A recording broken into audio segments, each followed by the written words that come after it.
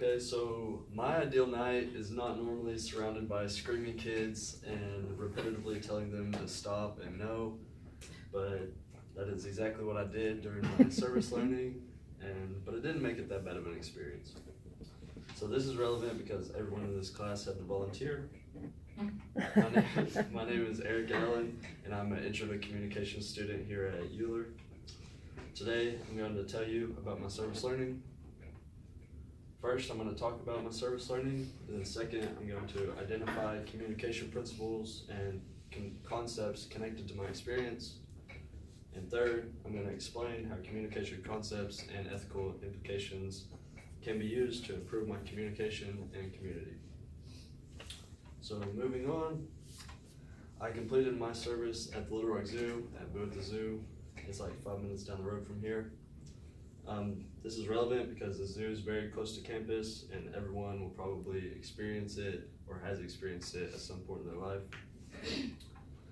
And the mission statement, according to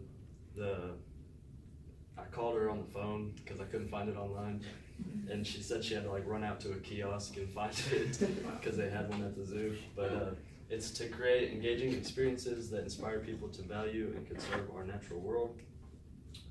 So like Chris was saying, it was me and him, and we got there pretty early, and we walked up to the volunteer manager because we were supposed to be volunteer manager assistants, but we had to check in with her at first. And we walked up to her, and she checked us in, and then she was like, well, this is what I'm gonna be doing all night, just sitting here, so we don't really need you. So y'all can go to the kids' corner. And we were like, oh God, because we thought we were just gonna be sitting around all night, not really doing much, but now we have to like deal with all these kids. But it wasn't that bad. So we got there pretty early, like I said, and they had like a basketball carnival game. So we were just shooting basketball for like 30 minutes until our supervisor Kim showed up. And she was the one that gave us the test that we needed to know. And she pretty much just said that we had to like show kids how to play the games and make sure they played fair. And the work supports the mission statement is because I taught kids how to play games to make them more engaged with animals, like the game Chris was talking about, Ring a Rhino, so they'd be inspired to conserve animals like that.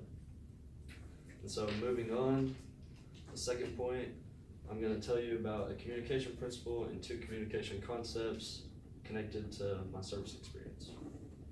This is relevant because we use these principles and concepts in everyday life. The relevant communication principle is communication is inevitable. The definition, according to the UALR Survival Guide 2018, is you cannot not communicate.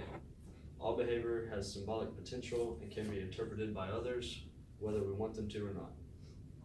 An example from my service that illustrates this principle is me standing at the kids' games with my volunteer badge on.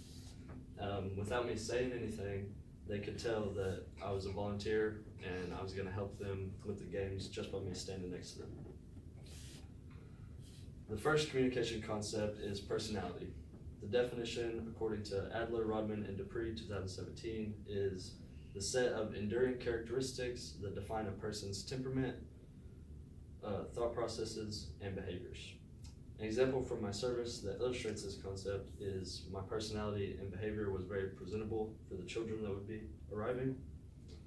My example illustrates this definition because I had to change my personality to accommodate all the kids that were present.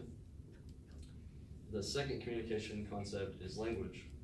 The definition, according to Adler, Rodman, and Dupree 2017, is a collection of symbols governed by rules and used to convey messages between individuals. An example from my service that illustrates this concept is that I had to use proper language that wouldn't be frowned upon by the kids or their parents. So my example illustrates the definition because I had to change my language and make it PG rated for the kids. So moving on, the next point is that based on my service experience, I can use communication concepts and ethical implications to improve my communication and my community. This is relevant because we should all strive for better communication and a better community. One communication concept I could use to improve my communication would be mindful listening. The definition, according to Adler, Rodman, and Dupree 2017, is being fully present with people paying close attention to their gestures, manner, and silences, as well as what they say. I chose this concept based on my service experience because there were times where my mind was wandering off, and while somebody was giving me instructions, so I didn't fully understand the task that I had at hand. I can use this concept to improve my communication by paying more attention to people and make mental notes so I know what to do and how to react. An ethical implication I could use to improve my community would be fairness. The definition, according to the UALR Survival Guide 2018, is considering all sides of a situation without showing favor to our own interests. I chose this implication based on my service experience because I had to make sure the kids played fair and took turns.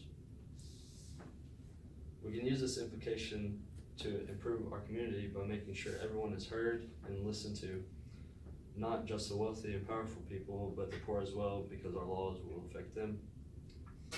So moving on, I told you about my service learning project. I told you about my service learning, then I identified communication principles and concepts connected to my service experience. And lastly, I explained how I can use communication concepts and ethical implications to improve my communication and community.